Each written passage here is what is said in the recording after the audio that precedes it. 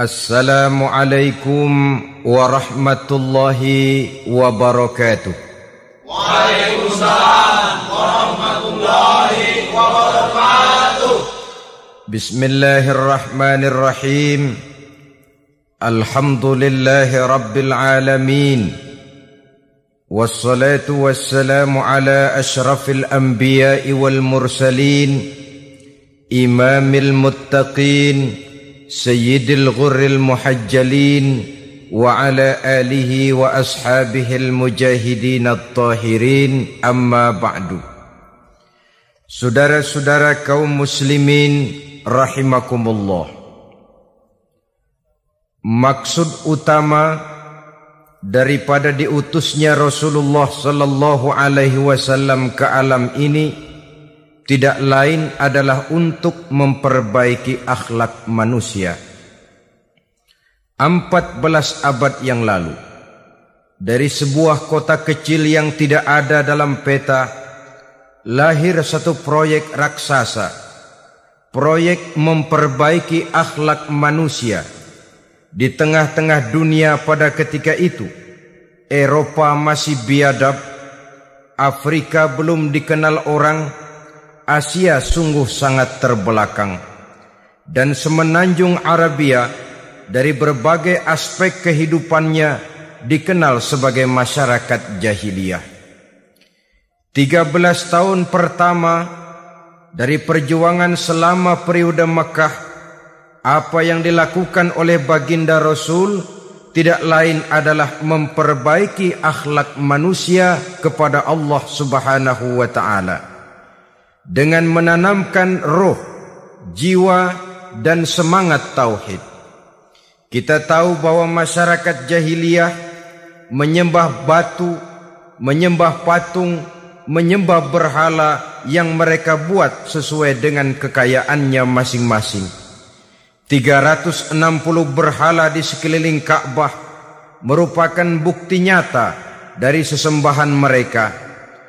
Yang kaya membuat berhala dari emas lalu disembah, yang setengah kaya bikin patung dari perak lalu disembah, yang hampir miskin bikin Tuhan dari kayu lalu disembah, yang miskin benar tepung terigu diadonin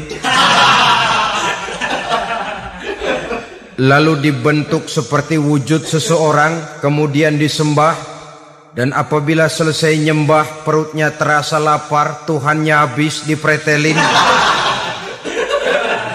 Sepanjang sejarah kemanusiaan, cuma masyarakat jahiliyah saja yang sampai makan Tuhan. Sesadis-sadisnya bangsa Indonesia belum pernah sampai makan Tuhan.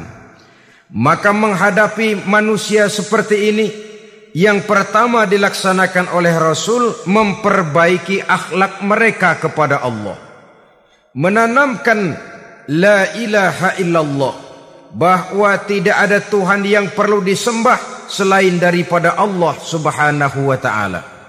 Ini hakikatnya merupakan inti daripada ajaran Rasul-Rasul terdahulu. Kenapa? Seluruh Rasul bersumber dari satu sumber yang sama, yaitu dari Allah Subhanahu wa ta'ala. Maka prinsip ajaran ketuhanan yang mereka bawa tentu saja sama. Nabi Adam mengajarkan la ilaha illallah, Nabi Nuh mengajarkan la ilaha illallah, cuma tentu sambungannya Nuh Rasulullah. Nabi Ibrahim mengajarkan la ilaha illallah, Ibrahim Rasulullah.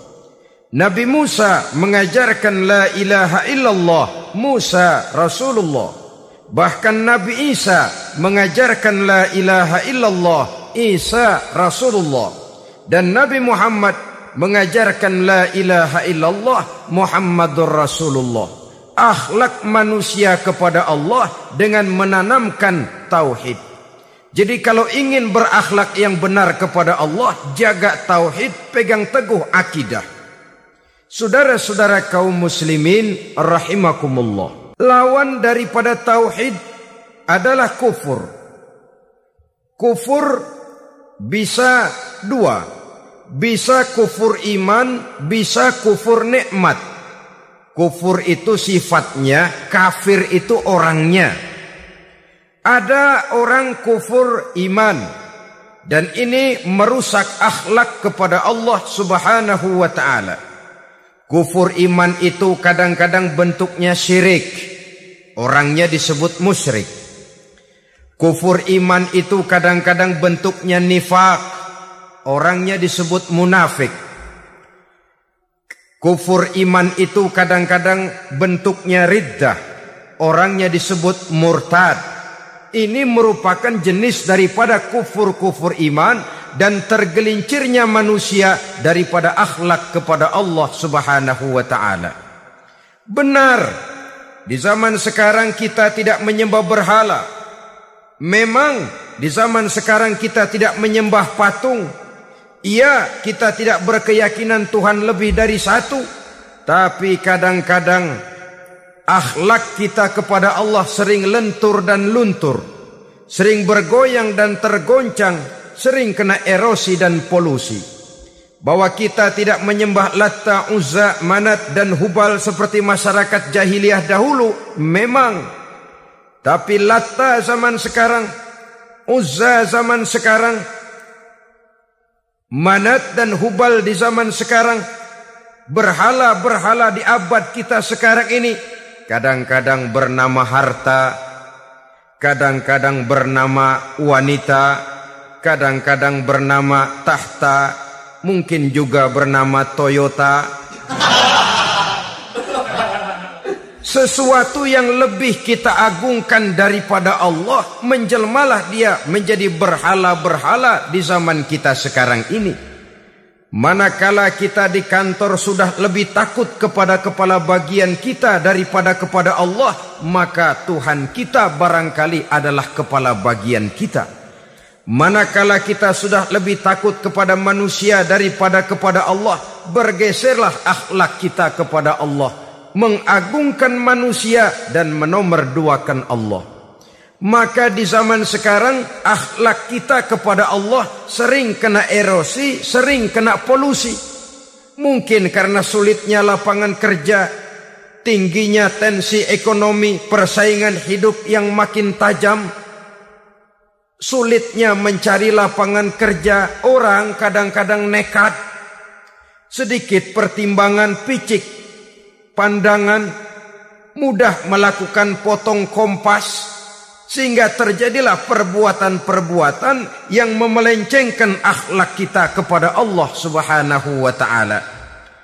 Kadang-kadang terjebak mempercayai selain daripada Allah. Kadang-kadang terjebak di dalam mengagungkan yang selain daripada Allah lebih dari yang seharusnya. Terkenalah akhlak kita kepada Allah jaringan-jaringan erosi dan polusi. Kufur sebagai lawanan daripada tauhid merupakan sifat daripada orang yang tidak berakhlak kepada Allah. Bentuknya pertama bisa syirik. Syirik itu artinya meyakini ada Tuhan lain selain daripada Allah. Itu yang namanya syirik. Jadi percaya Tuhan ada, cuman Tuhannya kelebihan. Itu yang disebut syirik, dan itu merupakan cerminan dari akhlak yang rusak kepada Allah Subhanahu wa ta'ala. Berkeyakinan Tuhan lebih dari satu, berkeyakinan bahwa Tuhan itu beranak atau diperanakkan, atau mengagungkan sesuatu sama dengan Allah, atau menjadikan yang selain Allah sebagai tujuan akhir daripada perjalanan kehidupan ini, maka itu sudah terjebak kita dalam musyrik. Dan syirik satu dosa yang tidak berampun. Bahasa kasarnya, yang namanya syirik itu jenis bapak moyangnya dosa. Saudara-saudara, sebab itu saya pesan, kalau memang terpaksa, biasanya yang tinggal di kota-kota besar itu kalau tidak kepengen dosa kan susah. Kalau terpaksa harus bikin dosa, cari yang kecil-kecil saja. Yang kira-kira taubatnya gampang. Umpamanya pulang sholat Jumat nukar sendal. Umpama. Yaitu jelas dosa. Tapi dosa yang taubatnya agak mudah. Jangan sampai terjebak ke dalam syirik. Menyekutukan Allah. Kalau sudah menyekutukan Allah, Allah dimadu. Murka benar Allah kepada kita. Innallaha la yaghfiru ayyushraka bih wa yaghfiru ma duna dzalika liman yasha. Allah tidak akan memberi ampun kepada orang yang menyekutukannya dengan sesuatu, tapi Allah mau mengampunkan dosa yang selain itu bagi orang yang dikehendakinya. Jadi orang-orang yang sudah terjebak syirik, menyekutukan Allah, meyakini ada Tuhan lain selain daripada Allah, meyakini Tuhan beranak atau diperanakkan, bagaimanapun baiknya mereka di dunia, bagaimanapun sosial jiwanya, bagaimanapun pemurah tangannya memberikan santunan dan pertolongan kepada orang lain, kalau sudah syirik, seluruh nilai kebaikannya akan tidak ada gunanya lagi. Karena tidak ada tempat nilai kebaikan itu bergantung. Sedangkan kita berbuat baik agar diterima oleh Allah. Kalau Allahnya marah kepada kita, siapa yang akan menerima nilai kebaikan itu sendiri? Ini bentuk yang pertama. Yang nyata-nyata menyembah berhala, syirik. Yang nyata-nyata beriktikad Tuhan lebih dari satu, syirik. Atau yang tersamar. Yang tersamar itu yang sering jadi penyakit kita. Saya sejak ada perkutut ini di rumah, perkutut. Saudara-saudara, yang merusak akhlak kepada Allah, yang merusak tauhid setelah syirik, bisa juga berbentuk nifak. Nifak itu sifatnya, orang yang punya sifat nifak disebut munafik. Asal katanya dari nafakun. Nafakun itu satu lubang yang punya dua muka. Seperti goa, ada tempat masuk, ada tempat keluar. Maka munafik orang yang punya dua muka. Kalau bahasa kita, pandai bermain minyak di atas air. Manis jika berhadapan, balik belakang lain bicara. Sehingga apa yang dinamakan nifak, kata Imam Ali Al-Jurjani dalam kitab ta'rifatnya, izharul imanu bil lisan wa kitmanul kufri bil qalbi. Menyatakan, menampakkan iman dengan lidahnya, tapi menyembunyikan kekafiran dalam hatinya. Dengan kata lain, lidahnya mah iman, hatinya mah kafir. Padahal hati itu yang dilihat, padahal hati itu yang dinilai.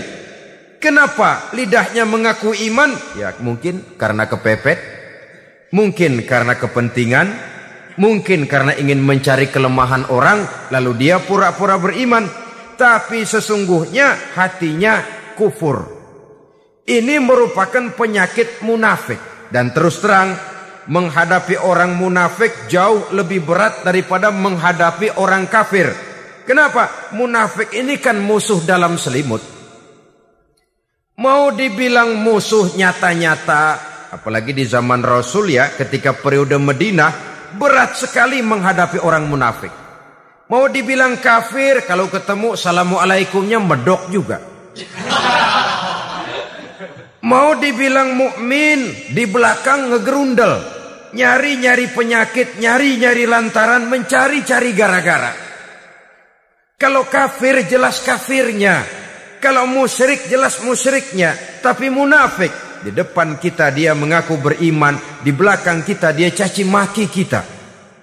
Maka demikian rupa watak orang munafik, Allah benci betul.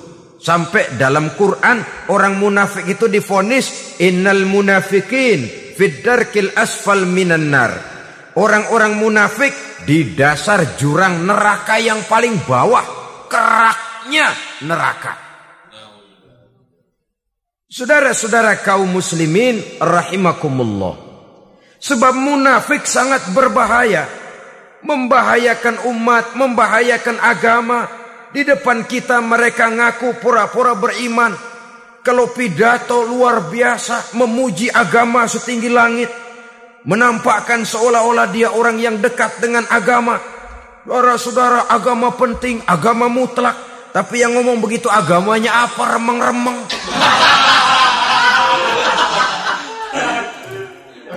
Cuma sekedar lipstik, cuma sekedar dekorasi, cuma sekedar kamuflase, buat ngibuli orang lain.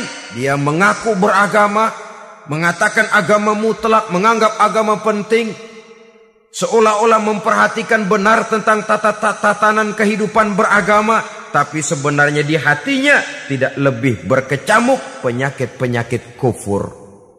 Maka sifat munafik ini termasuk menodai tauhid. Artinya merusak akhlak kita kepada Allah Subhanahu wa ta'ala.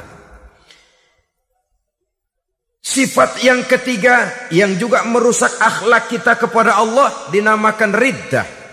Riddah itu sifatnya, orang yang punya sifat riddah disebut murtad.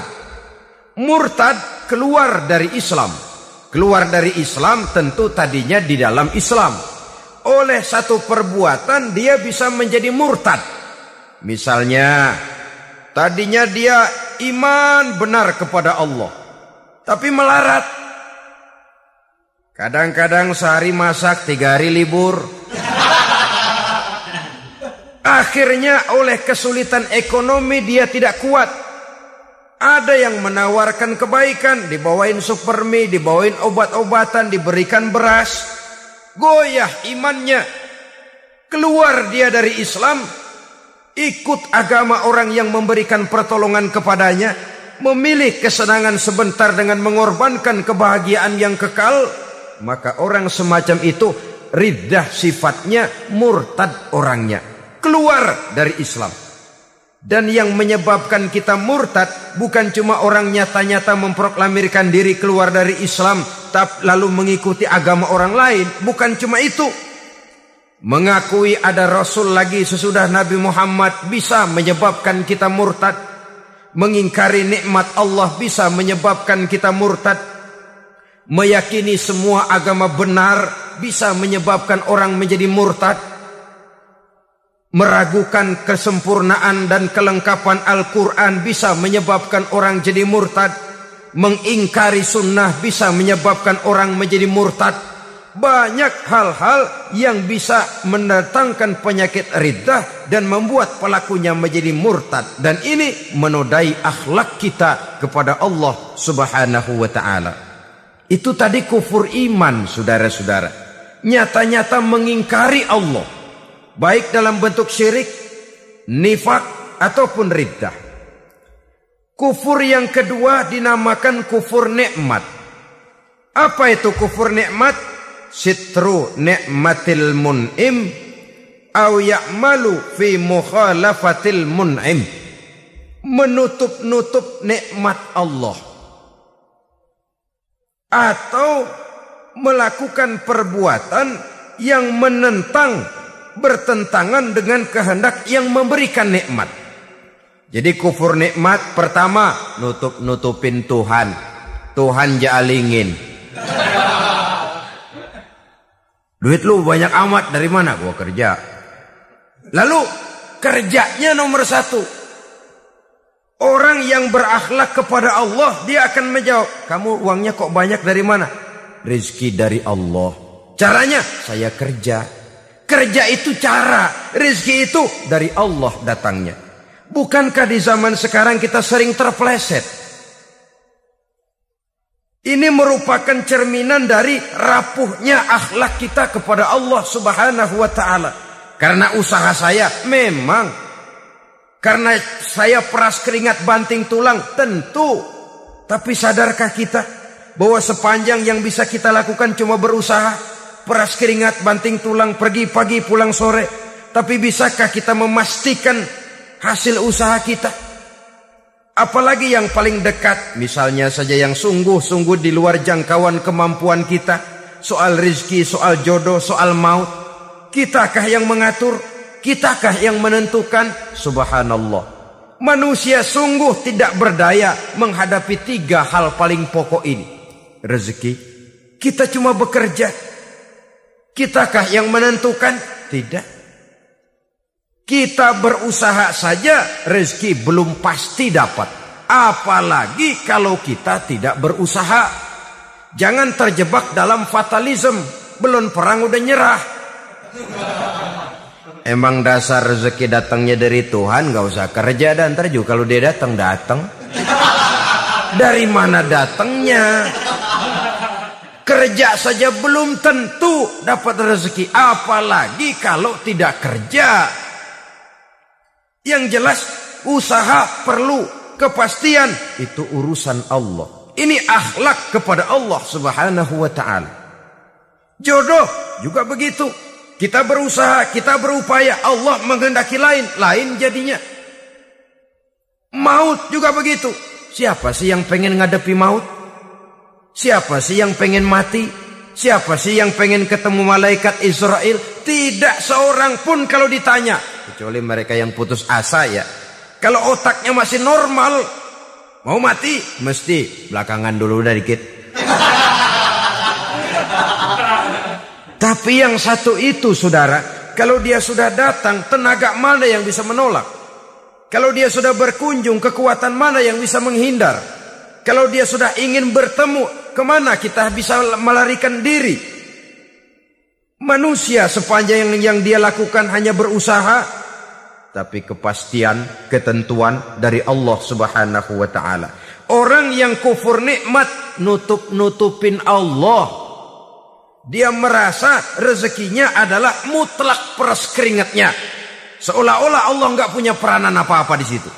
Oh, ini kan saya bisa rumah begini karena saya kerja keras. Oh, ini mobil saya begini saya kerja keras. Peras keringat, banting tulang, keras.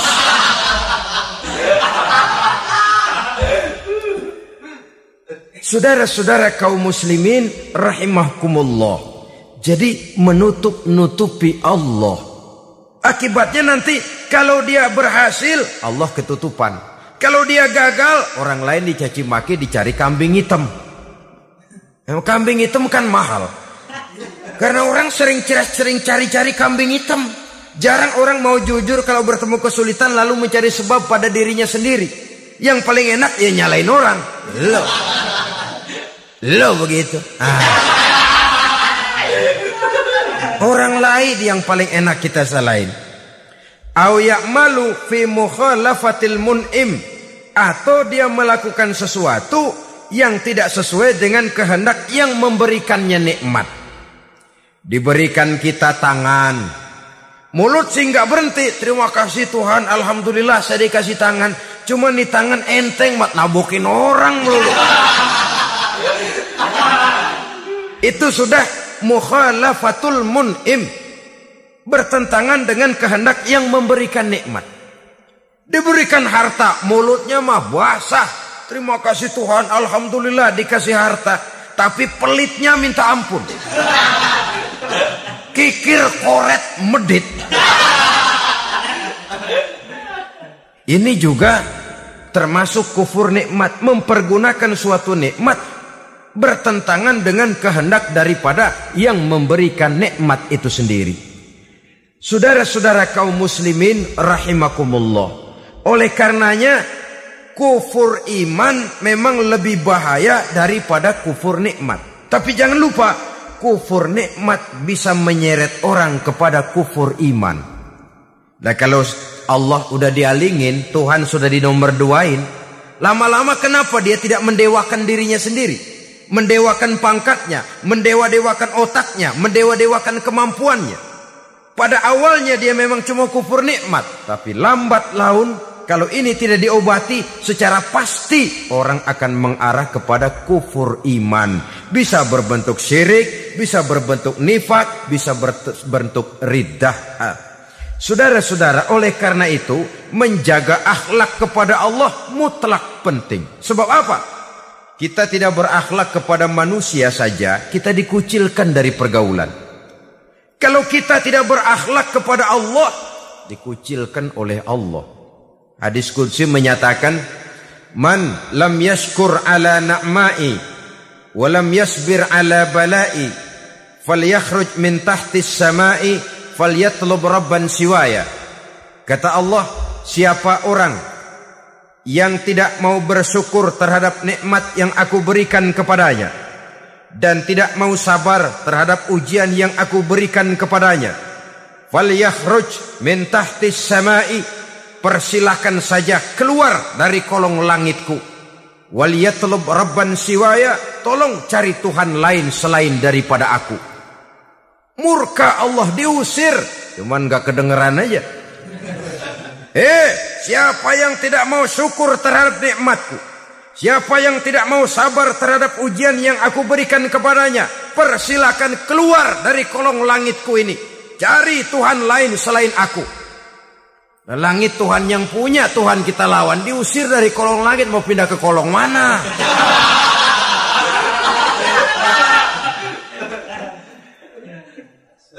Jadi jangan merasa kufur nikmat kan enteng. Iya, kelihatannya begitu, tidak sebahaya kufur iman. Tapi kufur nikmat ini merupakan anak tangga yang kalau kita sudah mulai naik, kita akan naik terus sampai kepada tingkat di mana kita mengalami kufur iman. Kalau sudah ke sana, maka akhlak kita kepada Allah terkenalah erosi, terkena polusi, hancur akhlak kepada Allah, dan itulah sumber kesengsaraan abadi. Kalau cuma kita tidak berakhlak kepada manusia, barangkali resikonya cuma kehidupan di dunia ini. Mungkin juga ada kehidupan akhirat.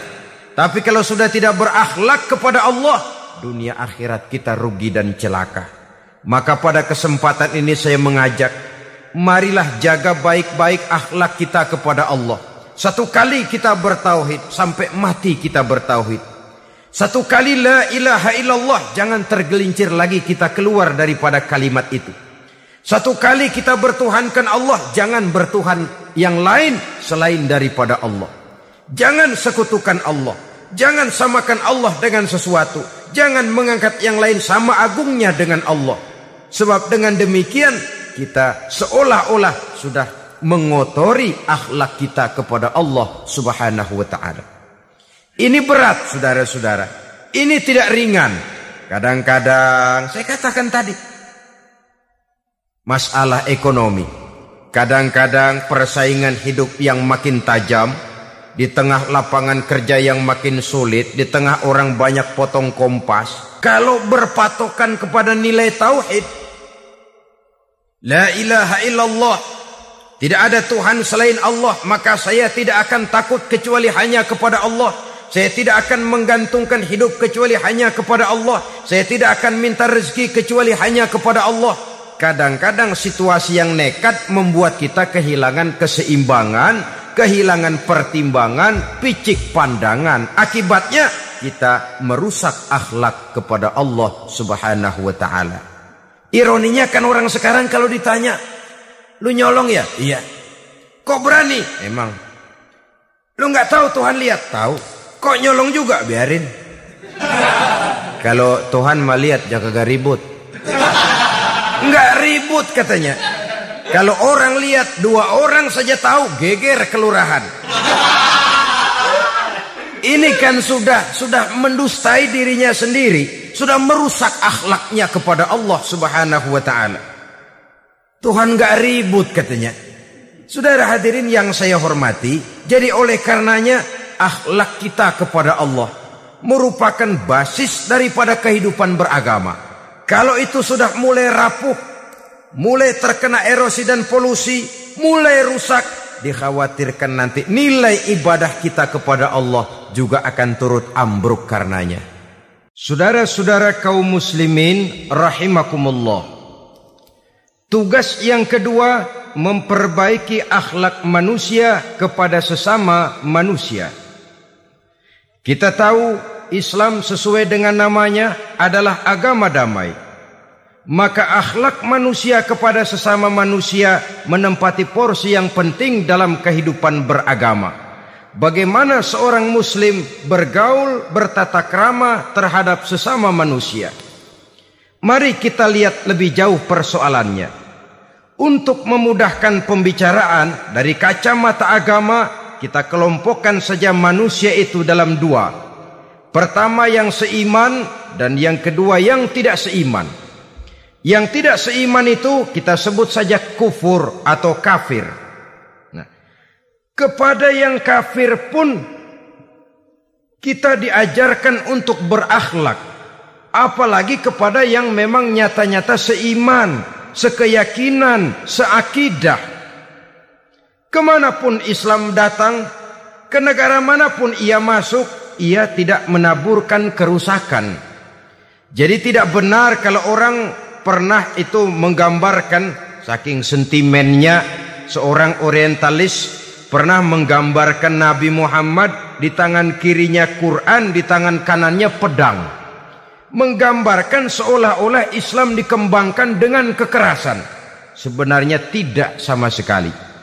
Kalaupun dalam sejarah perkembangan Islam pernah terjadi perang, maka perang dalam Islam sesungguhnya, apabila kita amati sejarahnya, bukan untuk memaksakan agama. Karena memang agama tidak bisa dipaksakan. Tetapi justru untuk mempertahankan agama dari segala macam hambatan, rintangan, hinaan, dan fitnahan. Tapi kemanapun yang jelas Islam masuk, dia tidak pernah membuat kekacauan, kerusuhan, ataupun penghancuran. Di Indonesia, sebelum Islam datang, sudah banyak agama-agama lain. Datang Islam masuk ke Indonesia, dianut oleh mayoritas rakyat Republik tercinta ini. Tapi kita lihat Borobudur tetap berdiri dengan megah, Candi Mendut tetap utuh, Candi Prambanan bahkan dipugar, gereja-gereja tidak ada yang dihancurkan oleh umat Islam. Kenapa? Islam agama damai. Soal agama, soal lakum dinukum waliyadin, la ikraha fid din, qad tabayyana ar-rusdu minal ghayy. Tidak ada paksaan dalam beragama, sebab nyata yang benar dengan yang tidak benar. Belum pernah ada orang kafir masuk ke perkampungan orang Islam lalu dikejar-kejar, diteriakin kafir, kafir, sunatin.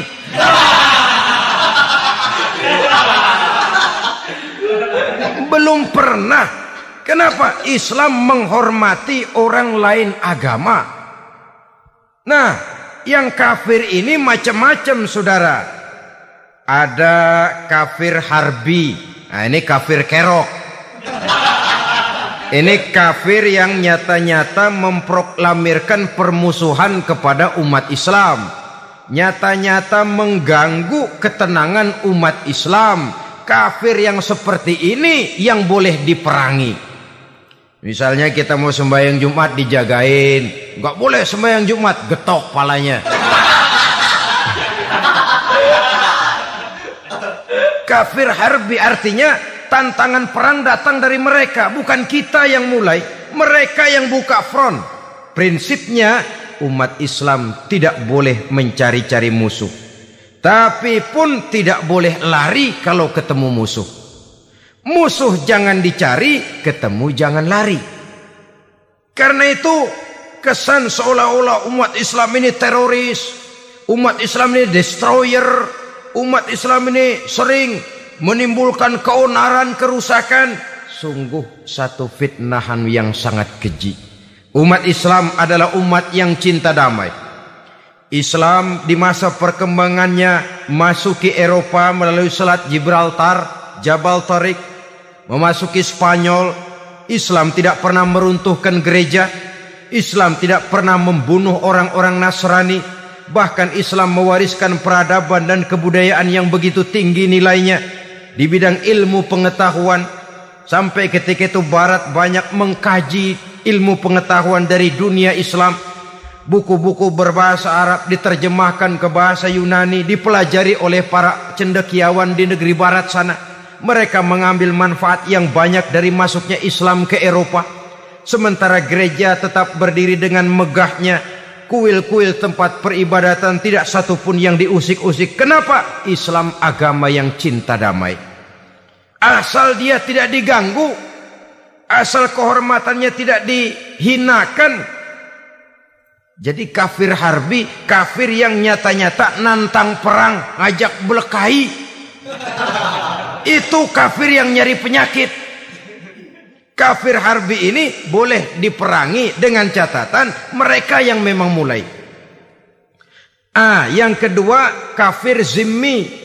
Kafir zimmi, kafir yang hidup di tengah mayoritas muslim, tapi mereka mau hidup dengan aman, damai, tenang. Mereka wajib dilindungi. Bahkan Nabi pernah memberikan satu jaminan, man aza zimmiyan faqad azani.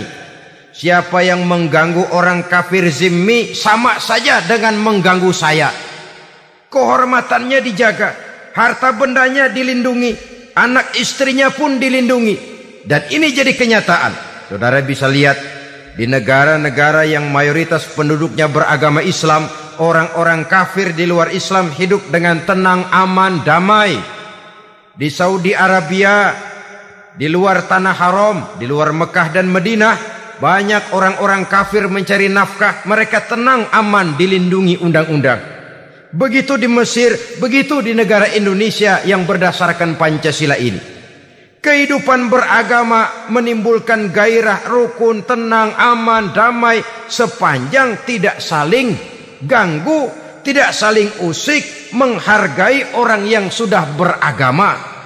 Tidak menjadikan penganut suatu agama sebagai sasaran dari dakwah agama lainnya. Saudara-saudara kaum muslimin rahimakumullah. Jadi memang oleh Al-Quran kita dianjurkan asyidda 'alal kuffar ruhama bainahum. Tegas kepada orang kafir, kasih sayang kepada sesama muslim. Tapi tegas bukanlah berarti marah-marahan, bukan berarti musuh-musuhan, bukan ngajaki perang. Tegas dalam arti punya garis tentang kehidupan beragama, lakum dinukum waliyadin. Soal kehidupan sosial, mari kerjasama.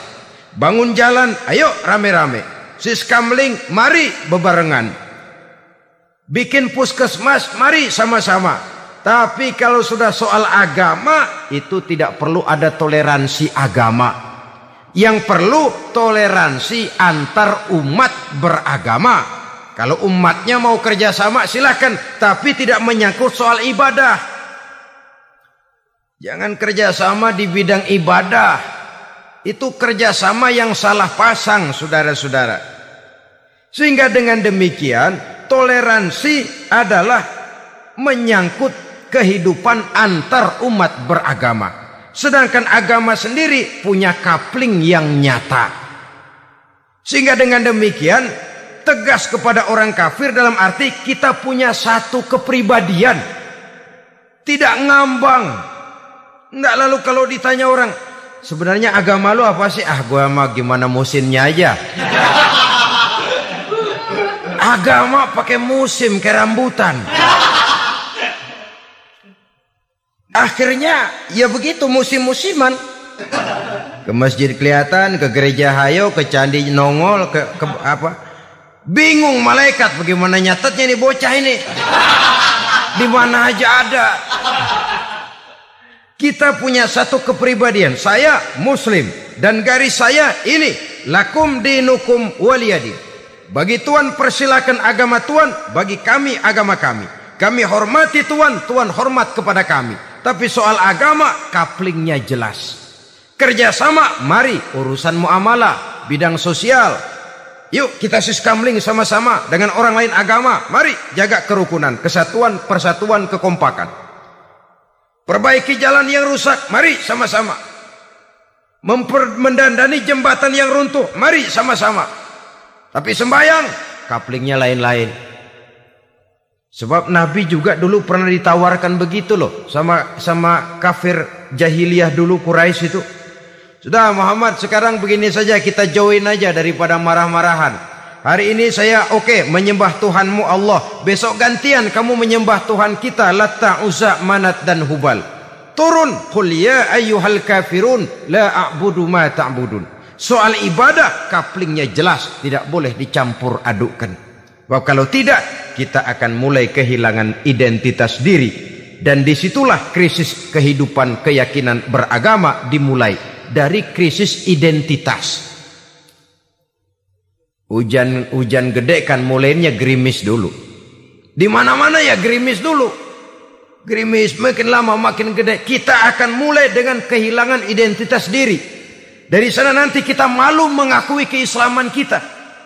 Kalau orang Islam malu mengakui keislamannya, ini kan ironi, menyedihkan. Ngakui Islamnya saja malu, menonjolkan keislamannya malu. Tidak ada rasa bangga beragama. Padahal ini modal dasar. Hanyalah dengan rasa bangga beragama kita lalu konsekuen. Bukan bangga yang tidak konsekuen. Wah, pokoknya kan gua kan Islam. Agama yang paling benar.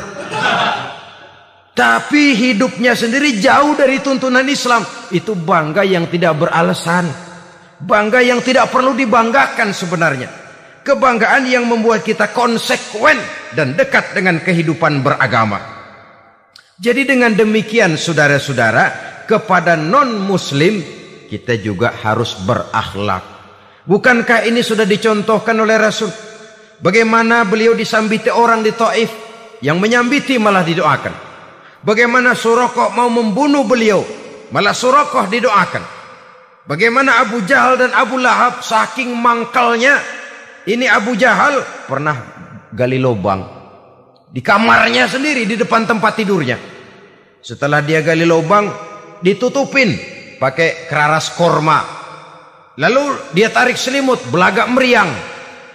Dia pesan pesuruhnya, bilangin Muhammad encangnya meriang.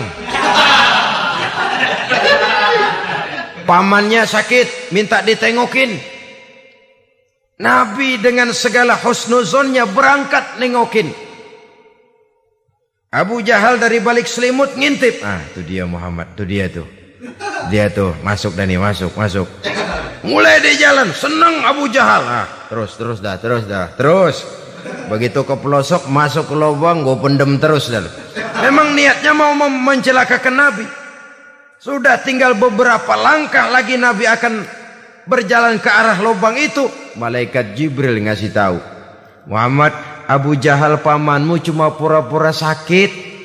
Di depan tempat tidur itu ada lubang sudah dia gali untuk menjerumuskan kamu. Sudah balik pulang. Balik badan Nabi. Sudah hampir mau melangkah, kakinya malah muter pulang. Abu Jahal yang ngelihat Nabi sudah hampir jatuh nggak jadi, balik pulang. Lupa kalau lagi sakit. Udah Muhammad buruan sini. Nabi ke pintu, dia kejar. Dia lupa sama lubang yang dia gali. Begitu dia kejar, dia yang ke pelosok masuk ke dalamnya. Sejak saat itu ada pepatah, man hafara hufratan waqa'a fiha. Siapa yang suka nggali lubang, dia sendiri bakal terpelosok ke dalamnya. Jatuh dia ke lubang yang dia gali. Padahal ya paling banter 2 atau 3 meter paling dalam. Dari dalam lubang itu dia teriak-teriak, Muhammad, tolongin, pamanmu kecebur. Kasih tahu Muhammad, kasih tahu.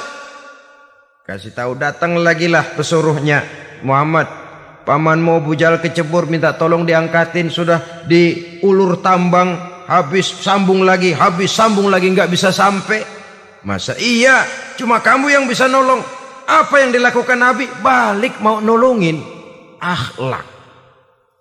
Kita kalau ada orang gali lubang buat nyeburin kita, dia sendiri yang kecebur. Gorok gua kagalemin loh. Mati sekalian dah. Nabi mah enggak, balik nolongin tuh Abu Jahal. Kenapa paman kecebur? Iya Muhammad, tolong, tambang udah diulur-ulur, sambung-sambung nggak sampai. Aduh kasihan paman nih, pegang tangan saya. Nabi cuma ulurin tangan, nyampe dipegang oleh Abu Jahal. Diangkat ke atas. Nyampe atas, apa kata Abu Jahal? Tambang bergulung-gulung nggak nyampe, kamu cuma pakai tangan doang kok bisa Muhammad, hebat banget sihirmu. Mukjizat dia bilang sihir, udah ditulungin nyelak lagi, kan yang enak kita injek palanya.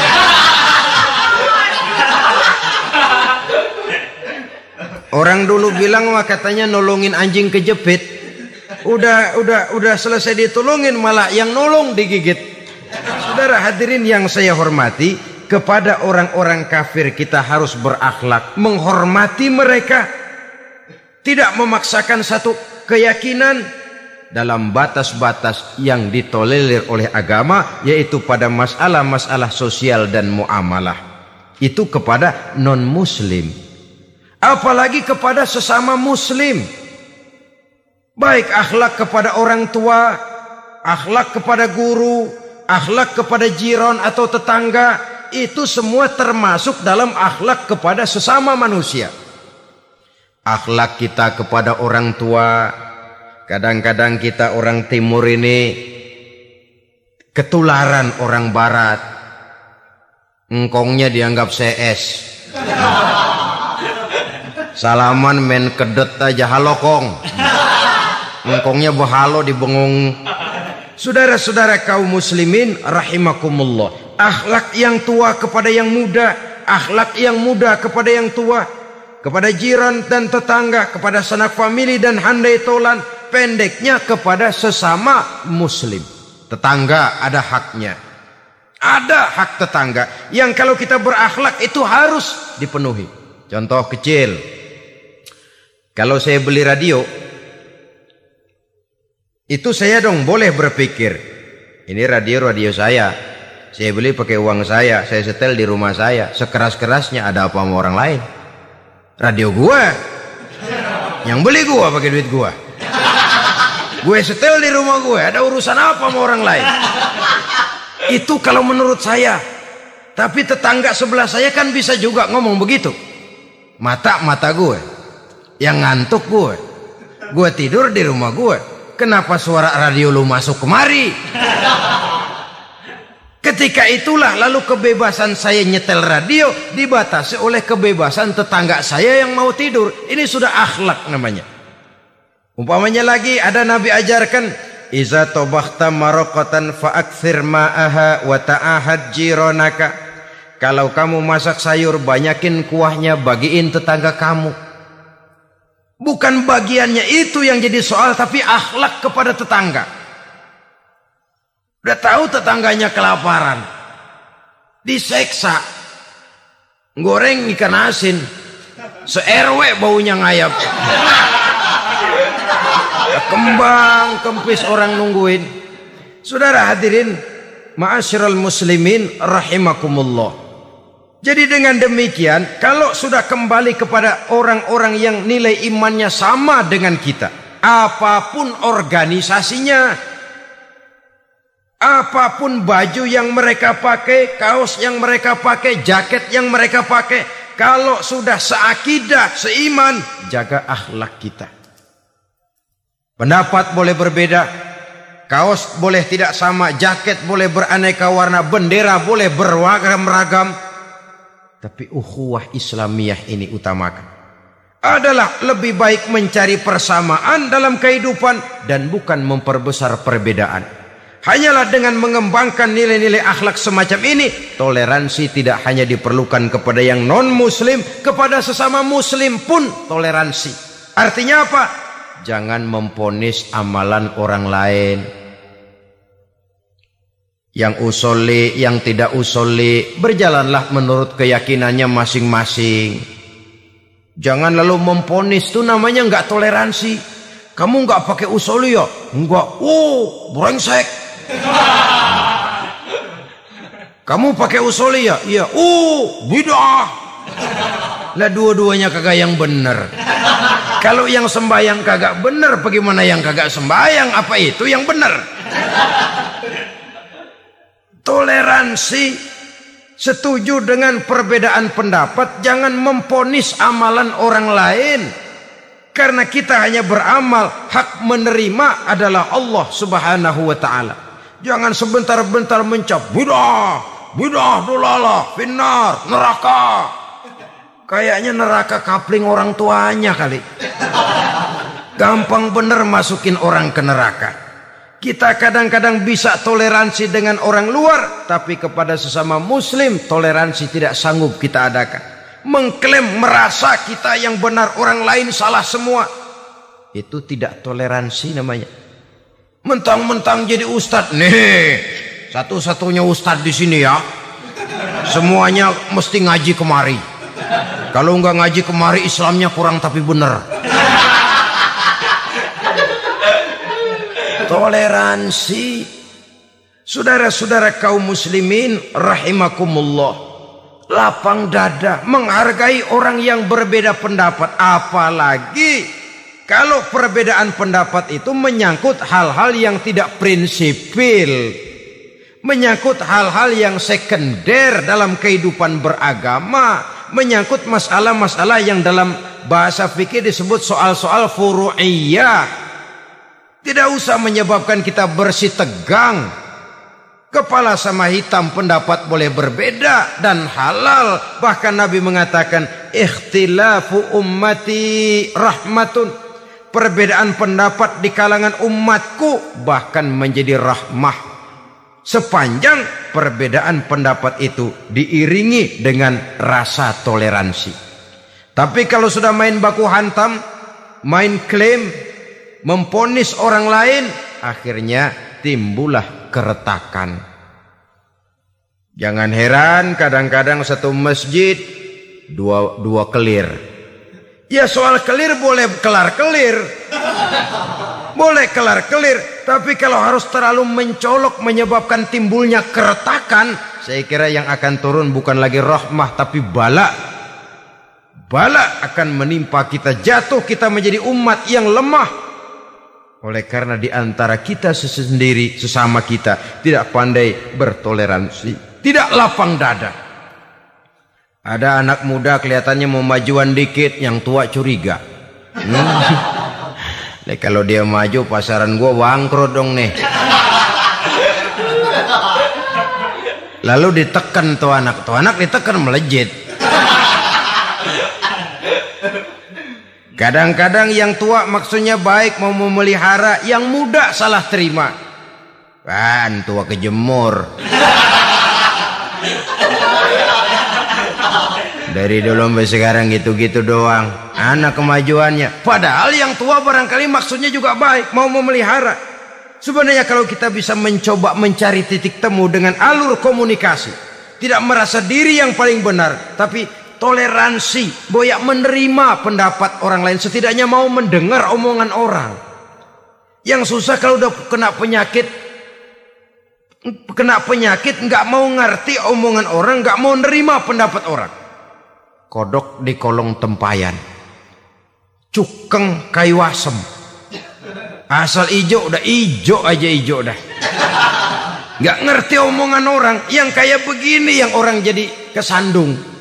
Oleh karena itu saudara-saudara, alangkah nikmatnya kehidupan ini apabila kita menyadari kita ini ummatan wahidah, satu umat yang satu, yang diikat dengan akidah. Kalau kepada yang non muslim saja kita diajarkan untuk berakhlak, apatah lagi kepada yang seiman, seakidah, sekeyakinan.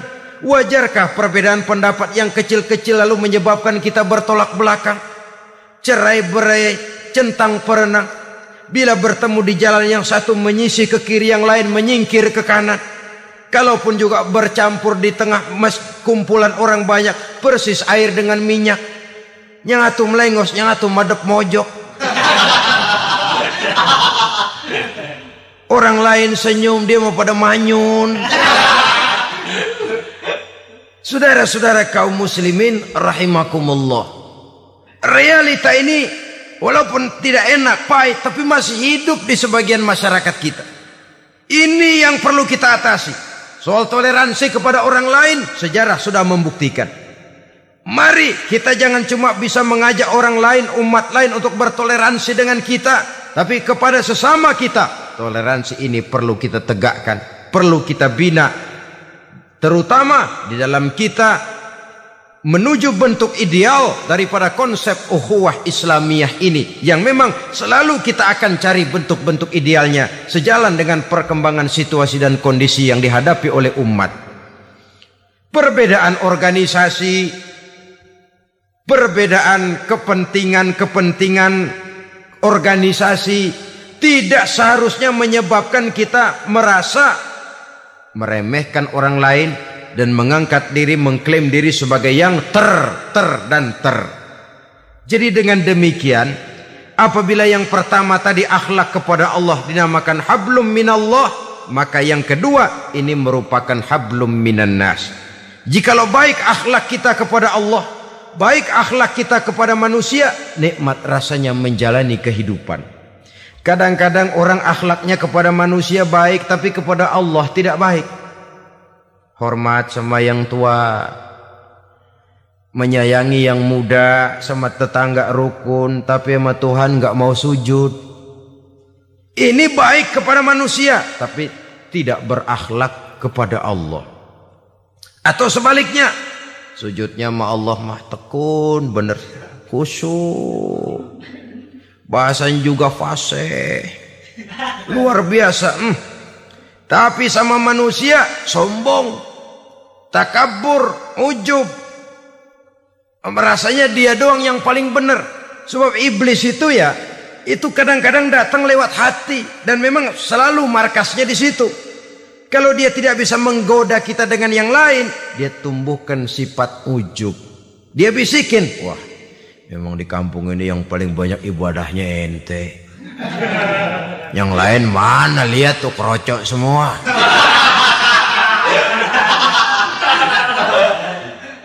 Lalu di hati orang itu tertanam sifat iya ya. Nah, tatkala iya ya, dia sudah terkena serangan iblis. Akhirnya apa? Orang lain diremehin. Asalnya kagak mau sembahyang, ya diajak salaman udah najis aja dah. Ketemu juga mukanya ditekuk 4. Akhirnya bukan ngajak, malah ngenyek, ngina. Lah orang dihina makin jauh, makin tidak tersentuh. Bukan cara itu yang diajarkan oleh Rasul. Bahwa orang tidak mau sholat, tugas kita mengajak. Soal dia tidak sholatnya, itu dosa dia kepada Allah. Saudara-saudara kaum muslimin, ujub disuntikkan oleh iblis ke dalam hati kita. Sujudnya kepada Allah benar, tapi akhlaknya kepada sesama manusia, merasa paling benar sendirian, merasa orang lain salah semua. Pokoknya kalau di luar lingkungannya udah kagak bener aja, udah bahaya. Saudara-saudara, ini juga penyakit yang disuntikan oleh iblis. Sebab iblis itu tipu dayanya luar biasa, strateginya lihai. Makin tinggi kualitas iman, ya makin berat upaya iblis untuk menjerumuskan kita. Karenanya saya mengajak, marilah kita bertoleransi, baik kepada non muslim, lebih-lebih lagi kepada sesama muslim yang kebetulan berbeda baju, berbeda kaos, berbeda organisasi, lain bendera yang dibawanya. Tapi toleransi mari kita canangkan. Kita terikat oleh ukhuwah Islamiyah. 2. Yang ketiga, akhlak manusia kepada makhluk Allah lainnya di luar manusia. Islam adalah rahmatan lil alamin. Kalau kita tidak berakhlak, contoh saja ya, kita ini diberikan satu negara yang subur makmur, untayan jamrut katulistiwa, demikian suburnya gemah ripaloh jenawi toto tentrem kertora harjo.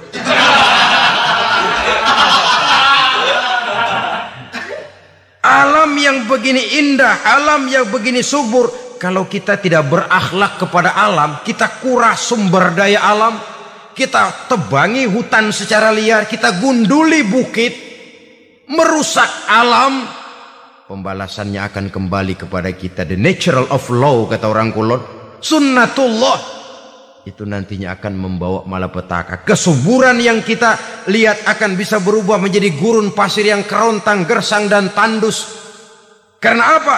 Kita mengeksploitir alam lebih dari yang seharusnya. Tidak berakhlak kepada lingkungan di mana kita tinggal.